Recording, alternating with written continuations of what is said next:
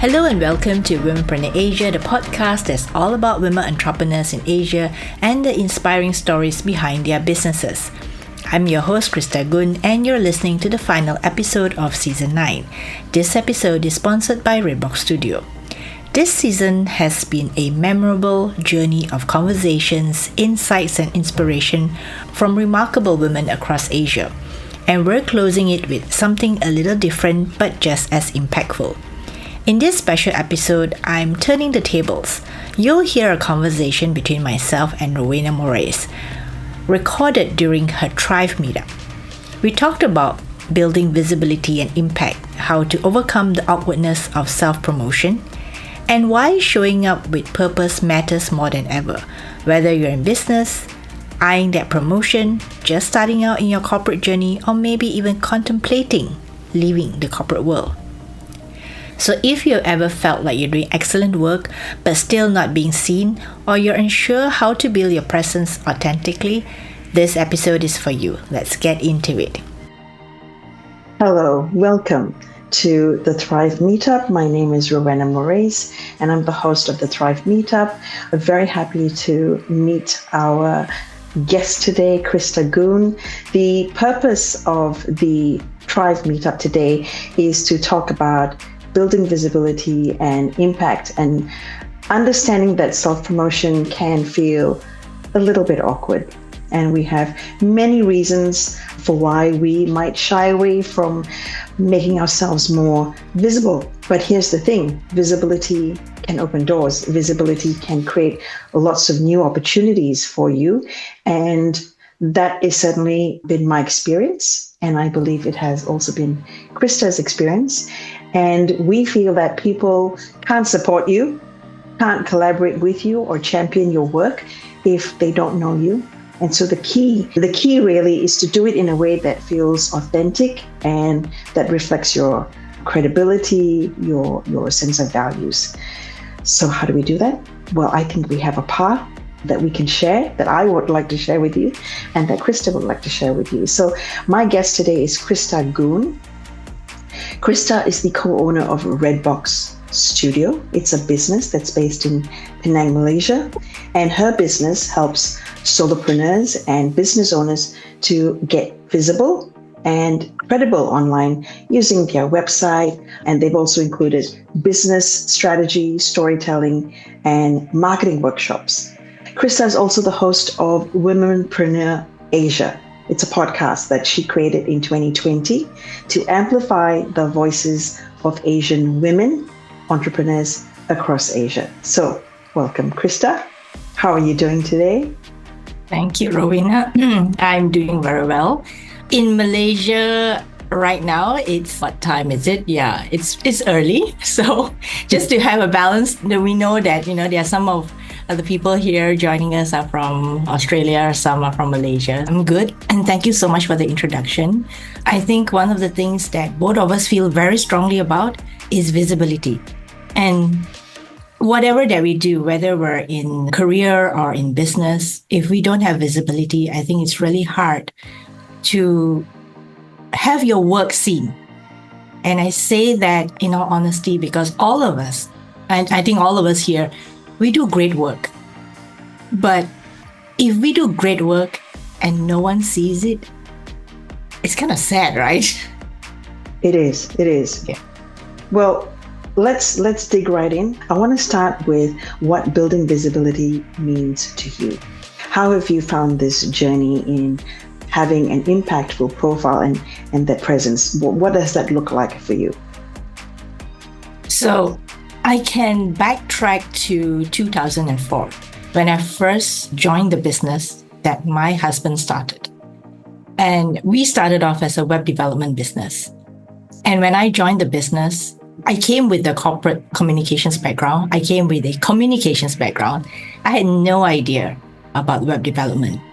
And to me, that was something that I needed to learn very fast. But at the same time, I also needed to help market the business. So that is why I latched onto something that I knew how to do very well, which is to go out there and talk about our business, talk about the things that we were doing or helping business owners to do. And for me, the first part that I took was speaking.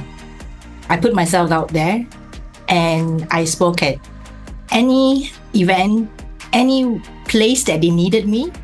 So I really took that as the first step to gaining visibility, not only for myself, but for my business. People kind of get awed when they hear that you're a speaker because it takes a lot. And I know for a lot of people, public speaking is still quite terrifying. People really hate it. So if there's something that I could do, I would just put myself on that stage and I would just go and talk about my business or what we offered. So you're saying when you started doing this, did you have any sense of awkwardness, or it was just like no problems? Well, I wouldn't say that I had like no problems. I did feel a sense of like, who am I to be talking about web development, right? I mean, for someone with a communications background. But because I had to go out there and speak, I had to learn out a little bit more of what it was all about and present a face where, like, to show that I knew the stuff that I was talking about. So that was a little bit of like imposter syndrome, like, who am I to be talking about stuff that I'm not 100% sure, but at least I told myself I made the effort. I make the effort. And at some point in my speaking journey, I managed to insert a lot of communication strategies into what I was doing. Yeah. Yep. Because part of web development was also about communication and marketing. So that was something that I really understood well. And I managed to insert those when I was giving my talks and webinars while promoting my business. That's very interesting. So this has got me thinking, because you said, why am I doing this? And it's been also my experience. I do training now a lot more than I used to, but that's also because much earlier, I just said, not doing it. Absolutely not keen in being at the front of the room, sharing stuff. But then when I started to have ideas that I wanted to get out there, I needed to amplify those ideas.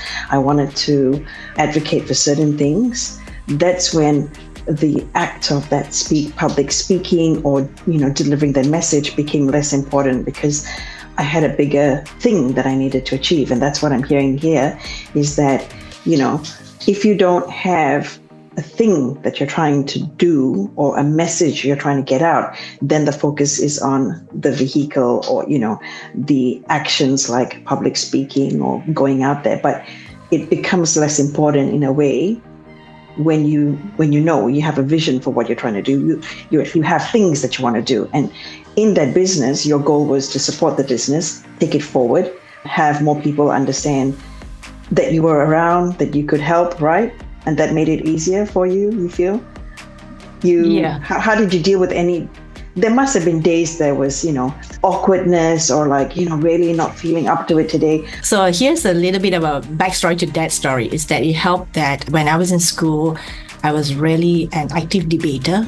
So that kind of made the journey a little bit easier. So standing up to speak was not something as terrifying for most people. So I knew I could do that. I knew I could stand up and speak. And I had a stint as a temporary teacher during my Form 6 days. So that again, all of this definitely helped, because what I find also is that you have to practice. You actually have to be in the moment doing these things. Like just the thinking of it or the intention is not enough. And because you had that practice, you had something that you could sort of latch onto, like, the previous experience, that sense of confidence that I know I can do it because I have done it. When you've done that with the public speaking, you had a different platform or a different way when you were doing training. So you had different experiences around that. I think that helps to give you the confidence to, it's not just about knowing what is involved with doing a thing like public speaking. It's knowing that you yourself can do it because you've done it, right? You talked about the imposter syndrome. So is that something that you've been dealing with for the last, I don't know how many years? Is it a dead issue? I think for all of us, I mean, myself included, every time we start something new, We always have the imposter syndrome. It doesn't matter where we are in our life or journey or business. The moment you want to start something, you always feel that you're inadequate. You're not supposed to be there, right? You're not supposed to be doing that, because you look around and you see, wow, all these experts, all these people have been doing it for up 10 years. And then here you are, a total newbie. So I felt that in my business, of course, when I first started going out talking about web development and how to use websites for marketing. But I also recently felt that in 2020, when I started my podcast. So here I am, having been a podcast listener for a good 10 years before I even started mine in 2020.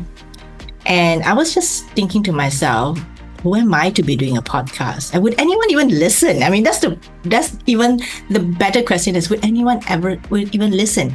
And I knew doing a podcast was something, it took a lot of time.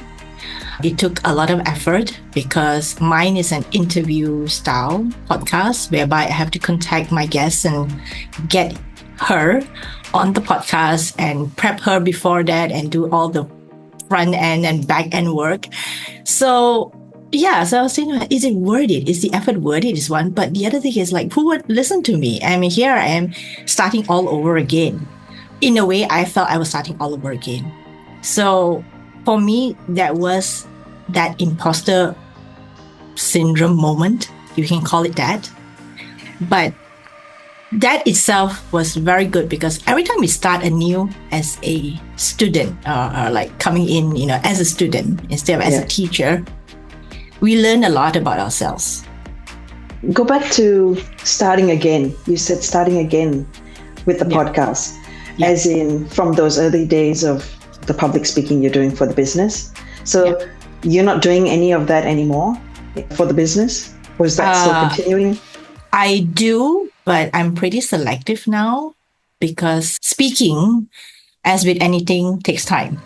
You have to prepare your slides, you have to know the audience, you have to get ready and all that. So these days I'm doing less of that, because I have my podcast.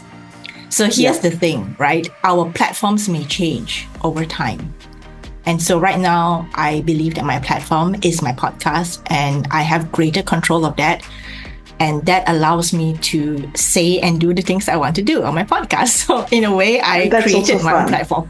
And it's also fun. You created your own platform. You're doing the things that you love to do. And that's also what helps to keep it sustainable. Like if you were doing something that wasn't so aligned, it might not last for as long, right? What are some of the things that you've done to build more visibility and impact for yourself? Definitely the podcast is one of them. Mm-hmm. Of course, speaking. In the past, I used to do a lot of speaking. Let's go back earlier than 2020, because 2020 is when you started the podcast. Yeah. But you've been in business for a while. So if you think back, over that career journey, and you think about, the early days, not necessarily that you got it right or whatever, and there could have been some that didn't work. But if you think back, are there any activities or things that you did consistently that you think, that was pretty critical at the time? Okay, so besides speaking, I went on social media. That was fun. But of course, in the early years, social media wasn't as happening as is now, right? And we didn't have that many platforms. We only had Facebook, Twitter, and I don't know whether you remember, there was a platform called Rise. It was so many years ago, RYZE. There were so many of these little platforms here and there that I joined that was about, going out there and talking about what you could do. The other one, which I think most people kind of forget, is blogging. Yes. I was just going to ask. Okay. Yeah. So blogging was, writing, a big part of it. Big, long articles or shorter articles? Well, I would say about 800 to 1,000 words. Okay. So blogging was good. Solid piece, because, it's not too short, but it's not overly long. It's not like a 5-minute read. So blogging, and what would you blog on?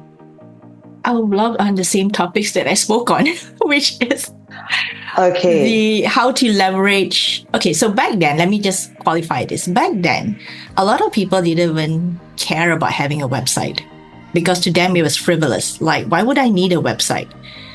Even back Are you then, talking social businesses? Are you talking businesses or individuals? Businesses, yeah. Business, yeah.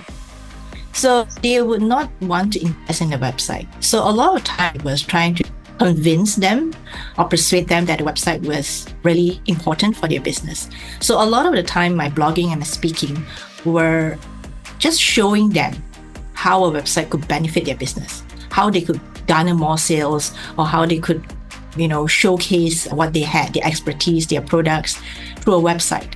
Because back then, a website was most probably like an online brochure where people just listed what they did.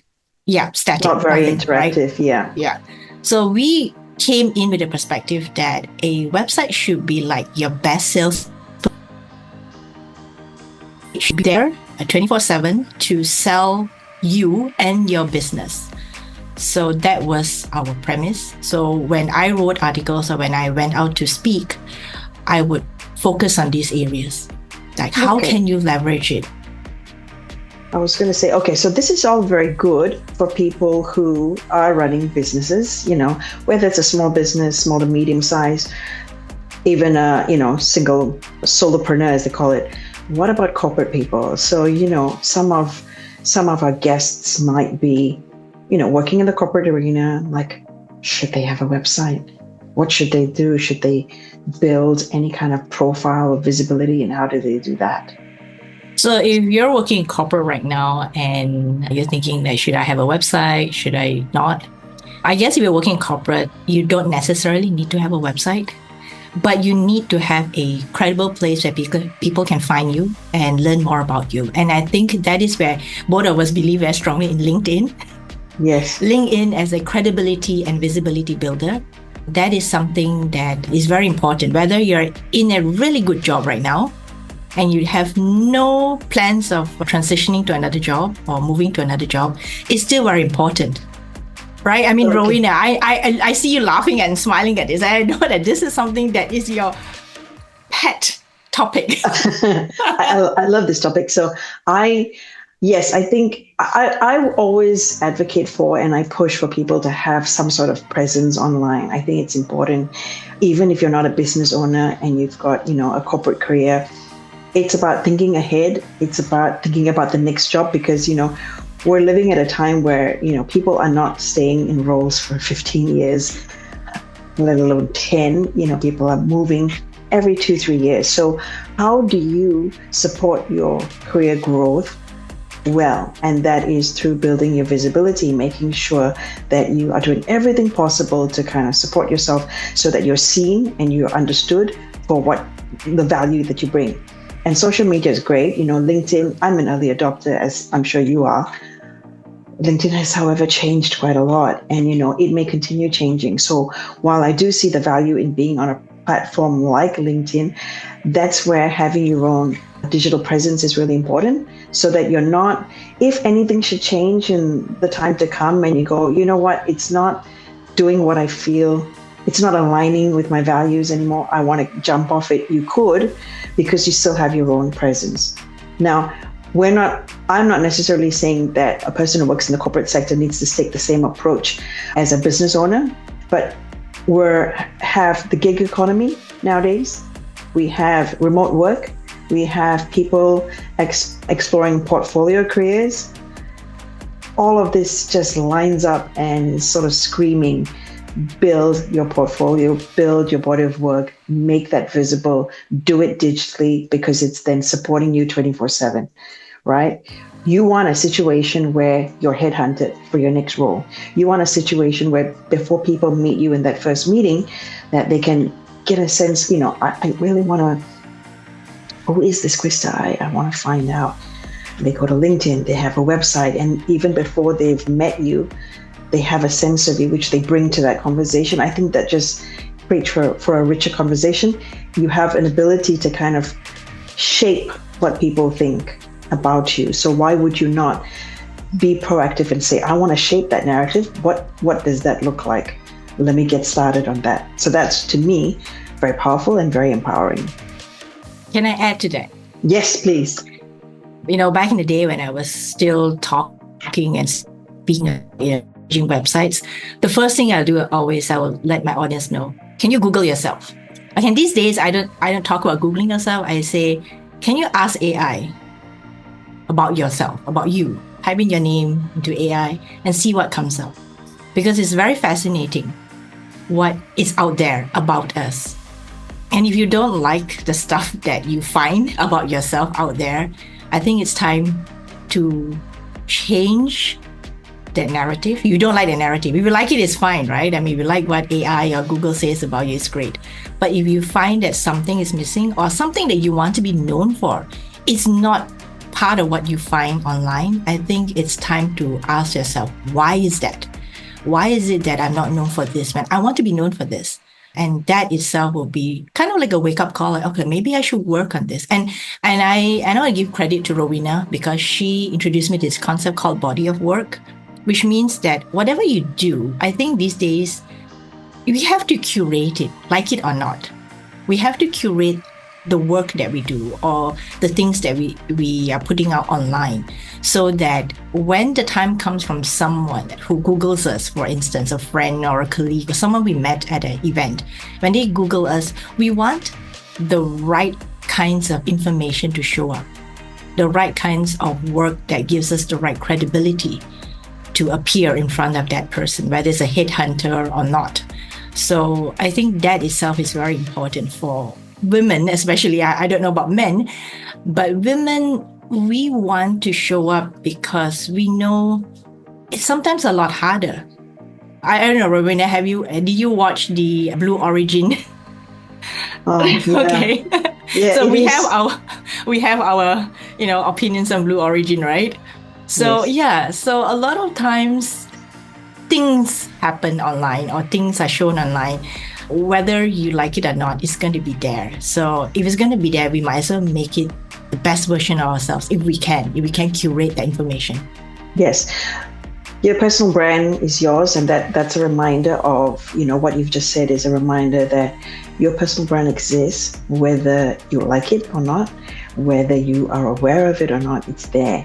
So given that it's your personal brand, you want to do everything in your power to get a sense of what that is and to, be in the driver's seat and shape that narrative, because with the digital, that narrative is now potentially being shaped by others around us. So if we choose to, for whatever reason, I don't really want to be visible online, I don't want to do these things online or whatever, then that narrative is still continuing. So I say be involved and, take charge, because we're talking in relation to your own personal brand, not in relation to other things, because it will support you. It will help you in your career, whether you run a business or not. That's the one thing I want to be very clear.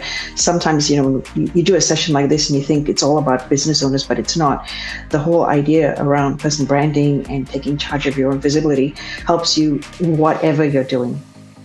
There's never really a situation of, is this too early? Like, I'm talking to people in high school who are kind of already thinking about this. Few people, but they're thinking about it. And I think that's so powerful. Like if I could go back at that point to think about, what I would do, but those opportunities were not there at that time. It was a different environment. And similarly with someone who may be quite senior, who hasn't, it's never too late. And to touch on the body of work, what I refer to as the body of work, it's really about making sure that whatever work you do, in your corporate life, but even beyond, we don't want to necessarily be boxed in. You might have a number of things that you care about, things that you're passionate about within the workplace, but even outside of the workplace, within your community. We want those things to be really apparent to others. Why? Because you're passionate about those things and you care about those things. And so how good when you meet someone that they know that that's the thing that you want to talk about, or that's the thing that you're pushing an agenda on. And that's what the body of work is supposed to do. It's tangible representation of your work, which could be, videos that you do, put out. It could be in terms of articles you write, social media posts. And I think we're a smaller group in the sense, people who are really keen to go out there and they take video, they, publish videos. We're recording this video, we're pumping out articles, we have a voice and we're using it. And I understand that not everybody necessarily feels the need, but I think that if you think about it in terms of how is this going to help me? How's this going to help my career? How's this going to maybe help me in my retirement? At some point, I want to get out of the corporate sector. I might want to embrace freelance, whatever, consulting. We don't wait until we arrive at that point to start thinking. So if we start thinking about that 10 to 15 years earlier, then we know there are certain things we can do to already support ourselves. But, that's planning, that's thinking a little bit longer term. So let's get into the meat of it in terms of, okay, the people are buying into the idea, okay, fine, I need to do the things I need to do to build my visibility. What are some key things that you would say are a good starting point? Given that we don't want to overwhelm them, but if we had to focus on, say, 2 or 3 things, do you have some suggestions for where to start? Okay, so first, I think you have to decide what is it that you want to do. Do you want to write? Do you want to speak, as in going out there to speak or speaking on video? Or what feels good to you? I mean, sometimes this is the thing, right? When people talk about going out there and talking about your work, a lot of people feel uncomfortable because they're doing something that they don't like to do. So if you don't like speaking, there could be other ways. You could write. So it's not always about speaking or being on video. And if you don't like video, there's audio, right? So this is what I'm doing, which is podcasting, which is audio. So you take your pick, right? So what feels most comfortable to you? You have to really align with that first. And then after that, decide what you're going to talk about. So you probably have a couple of things you want to talk about, but put them into what I call big core topics. So for me, my core topic is entrepreneurship and communications. So these are the big topics that I like to talk about. But of course, underneath these topics, there are so many subtopics. And under entrepreneurship, I could talk about, solopreneurs, starting a consulting business, all these little things. Under communications, I could talk about how do you write better so that you could attract your target client. So these are the things that I think will be very important. So the first is decide what you want to do, and 2, decide your topics. And then after that, you can start asking yourself, so which platform? Where do you want to show up? It could be LinkedIn. It could be Substack, if some people like to write. It could be, Facebook, I'm not too sure on that now. Back in the day, Facebook was really happening. Now the algorithm is making it a lot trickier to be seen. So unless you really push for it, of course, Instagram and Threads, and there's so many places you could show up at. So you have to decide where you want to show up. And of course, a lot of people say, I can't be everywhere, all at once. Just pick one. You don't have to do 5 different platforms at one go. Just pick one first and test it out for the next 30 days and see how that feels for you. If you like LinkedIn, go ahead and do it on LinkedIn. So one of the things that I like to do is to have what I call a story vault, which means that when I have my core topics in place, I would think of what are the different stories or different things that I can talk about within that. And I really batch create my content. So you can create a lot of content. When you feel the muse is there, create all the content that you want, put it in your story vault, or I call it story bank or story vault. And when you're ready, schedule them up. I think to me, that is my way of doing it so that it doesn't feel like it's so stressful for me to show up every single day on LinkedIn, even though I do log in to LinkedIn every single day just to check and, comment on my friends' posts. But yeah, generally, that's how I would do it. Okay. Thank you for sharing. I think you've raised some really good points. Naturally, I'm thinking, because we're on very different journeys, similar journeys, but meaning from the people who might be listening to us. And one of the things I'm thinking about is they're going, oh my God, this just sounds like a lot. And I don't know that I have the capacity. I don't know that I want to do it. And the thing that I want to highlight is that do it to your comfort level, meaning that it's for you to do, and how it needs to look is very much dependent on what you're comfortable with, in the sense of, I just want to maybe post once a month. If that is the case and you can manage that and you're happy with that, then do that. Just do it once a month. So there's no necessity to think about that you need to pump out content every day, that you need to be on every channel, that I think we all need to fit it into our lives. We all have very busy lives. We're doing a lot of stuff, and we just need to, the important thing here, I guess, is consistency, right? Showing up consistently is very important, rather than, producing fantastic work that may take you months to create, and then you go silent for half a year while you produce your next masterpiece. I think in terms of whether that will support you, I'm thinking that would be a lot harder to kind of maintain that, and also for the visibility aspect. We are going to end the fireside chat shortly so we can open up to questions and discussion. So I want to take this time to thank you, Krista, so much for coming on today and sharing your journey with us. It's been a really wonderful chat, and we're like really getting into the heart of it, and I hope to be able to continue the conversation offline in the future. But if viewers are keen to hear more about you and learn more about your work, what do you suggest? How can they do that? Okay, so first, I can't talk about websites without getting people back to my website, right? So go to redboxstudio.com. That's one. Two is that you can find me on LinkedIn. Just go to LinkedIn. I'm there, Krista Goon. Or third is, if you just want to Google me and find me on whatever platforms I'm on, just Google my name and a lot of stuff will pop up. So have fun exploring. All right. Thanks for joining us on the Thrive Meetup today, Krista. My pleasure. And that brings us to the end of the special episode and the final episode of Season 9 of Womenpreneur Asia. I hope my conversation with Rowena gave you not just encouragement, but a clear path to start or deepen your own visibility journey. Before we wrap up, here are 3 key takeaways from today's conversation. 1. Visibility must have purpose. It's not just about being seen, it's about being seen for the right things, by the right people.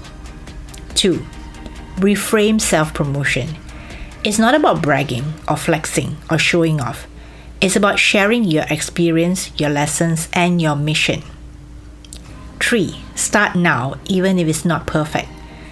Pick a format, choose a platform, and begin building your body of work one story at a time. If this episode resonated with you, let's connect on LinkedIn. I'd love to hear your thoughts or support you in your journey to becoming more visible with intention. Thank you for being part of Season 9. I'm so grateful because you're part of this journey. You tuned in, you shared our episode, or you reached out to me and told me how Womenpreneur Asia has helped or inspired you. Stay visible, stay bold, and keep telling your story, and see you in Season 10.